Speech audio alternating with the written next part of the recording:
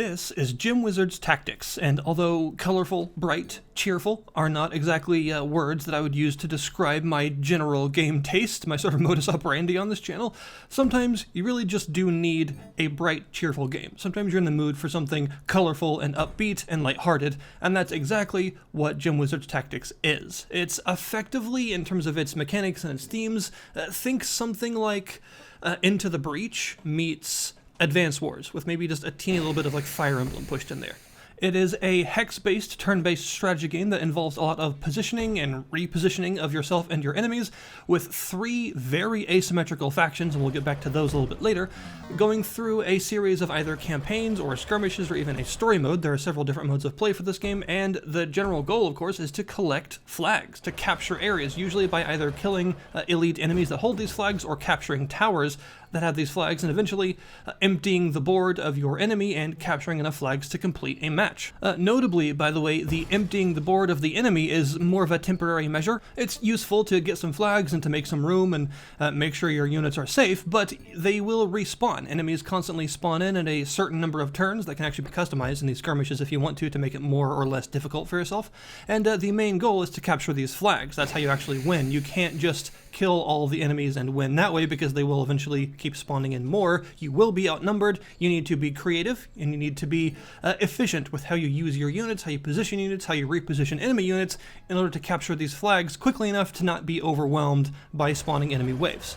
Now, I did mention factions, and when you play through skirmishes, you can choose any of the 3 factions to play as. 3 currently. There are plans to potentially add more, but the current factions are the potatoes, yes, potato people, that have a sort of nature and storm theme to a lot of their units and abilities. Units tend to have multiple skills they can use. They could be like spells or just special abilities that they can perform. Depends on the unit. Some of them have up to 3, some of them might only have 1. And units also tend to have passive effects and some other things related to them as well, different numbers of action points, and of course different amounts of armor and health to deal with. But yeah, the potato faction is based around nature, some fire, and some storm, like lightning manipulation. Very good in areas with water, because they can shock the water and kill all the units in it, which is pretty effective. There's also the business demons, which is a great name for a faction, who are pretty much exactly what you would think. They're basically like evil CEOs. Well, as if there were any other kind of CEO, and they can do things like terraform areas into roads that allow you to move using less action points on roads, but also they don't give you any sort of defensive bonus, because some areas are harder to move through, but they also give you a bonus to your defenses if you're in them, like forests, for instance. They can also uncover oil and then use the oil to gain money to use some special skills, as well as having several units that are based around just overall terrain transformation and pushing things around a lot of just general terrain control in that faction. And there's also the Azure Order faction, which are your sort of high fantasy knights and wizards, a lot of ice magic. There's even an ice elemental, as well as very heavily armored knightly units with a lot of powerful melee abilities. So yeah, the 3 very asymmetrical factions. They are very different from each other.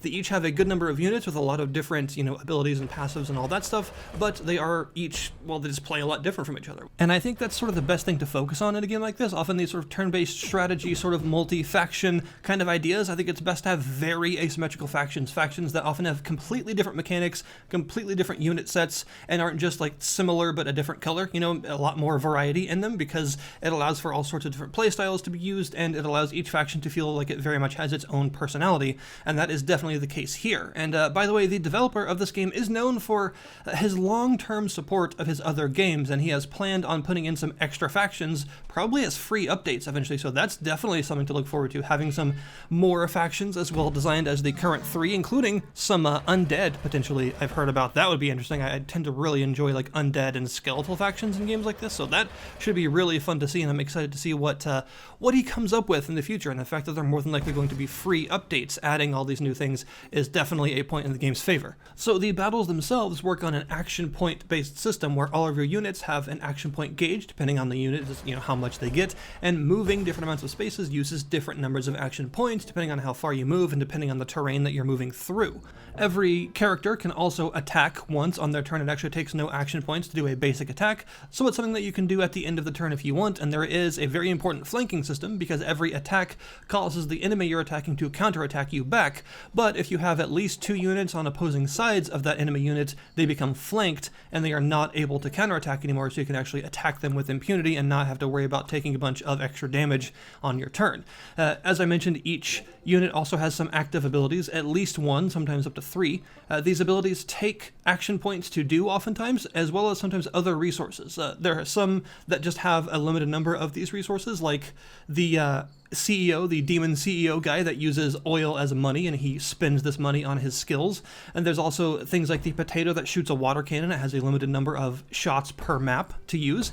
And there's also the gem system. You'll find that there are gems across the map in various places, and the collection of these gems gives you gem power up in the top left of the screen there, and that is one of the main resources that you spend on casting spells and using all these other fancy abilities. Gem power is team-wide. No matter who collects the gems, it goes into your overall gem power pool, and you can use it on any of your unit's skills. Also, collecting a gem, by the way, tends to heal. It will heal the unit that collects it for 1 point. So it is still important who collects the gems. Even though everyone uses the power, the healing is based entirely around who actually collects it. And as you would expect in a game of this sort, positioning and moving your units and the enemy units around is very, very important, because as I mentioned, there are all sorts of different terrain effects. Some are more difficult to move through, some give you defense bonuses, some hurt you if you stand on them for too long, and all sorts of other things like that. And enemies can also be moved around in various ways. You have bulldozers that can smash through enemies and move them 2 tiles. You have the water cannon guy that can push himself and an enemy in opposing directions by 1 hex. You have a unit that rolls if they're pushed. They turn into like a rolling projectile, more or less, and it will continue to roll in the direction that they were pushed until they contact something or they hit the edge of the map. And that is another interesting point in this game. There are pits and, of course, the edges of the map themselves, and units can be pushed off and killed instantly if you actually position yourself in the right way.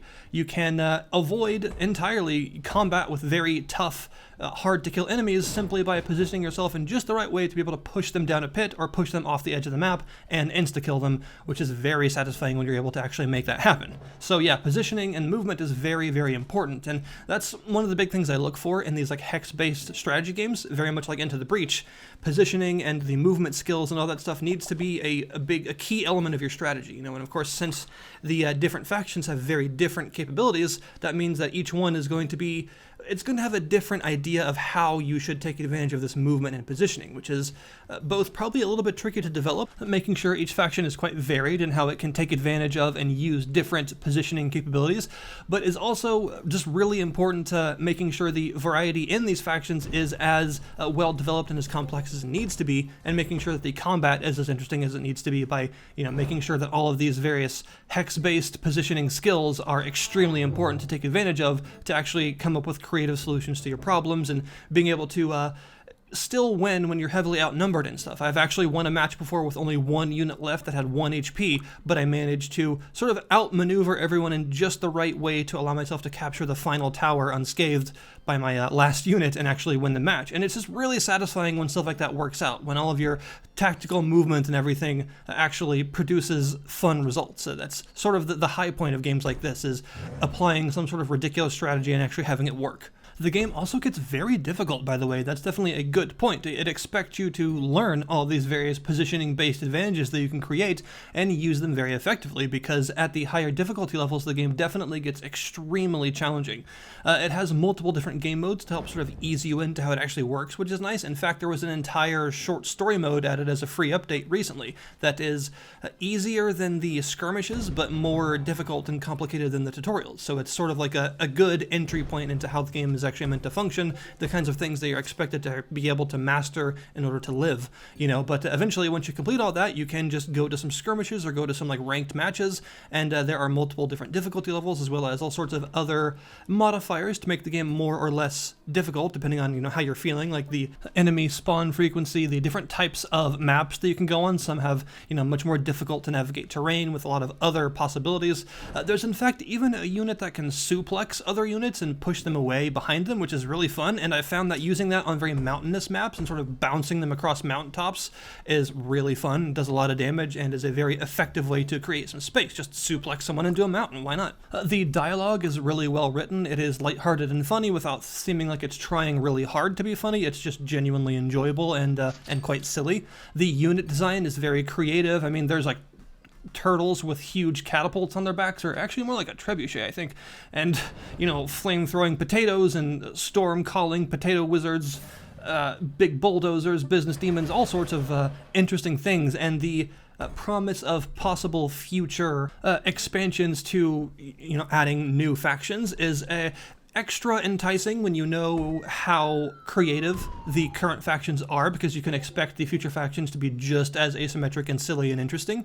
So yeah, I think the developer has built a really great base of a game here with enough content to keep you busy for a little while, and if they continue to add to it, which they more than likely will, and put in some even more factions and just diversify the game even more, I think it'll become a real sleeper hit, because it is a very fun experience right now. It's colorful and lighthearted, while also being quite difficult and very tactical. So I think that it's absolutely worth a look if you enjoy the aforementioned inspirations, games like Into the Breach, games like Fire Emblem, games like Advance Wars, taking that love of like hex-based, turn-based strategy and positional tactics into consideration. It is a really good entry into that sort of subgenre that we don't see a lot of nowadays, and we could definitely use more variety in. I'm definitely excited to see where this game goes, what the free updates and other stuff adds in the future, and yeah, I think it's absolutely worth a look. You should definitely check it out. It is pretty cheap and cheerful as far as games like this go, and has enough content already to keep you interested for a while. So that is Gemwizardstactics. If you are interested, if you want to check it out or wishlist it or whatever, the link to the Steam store page is below. Thank you guys very much for watching, and I'll see you next time.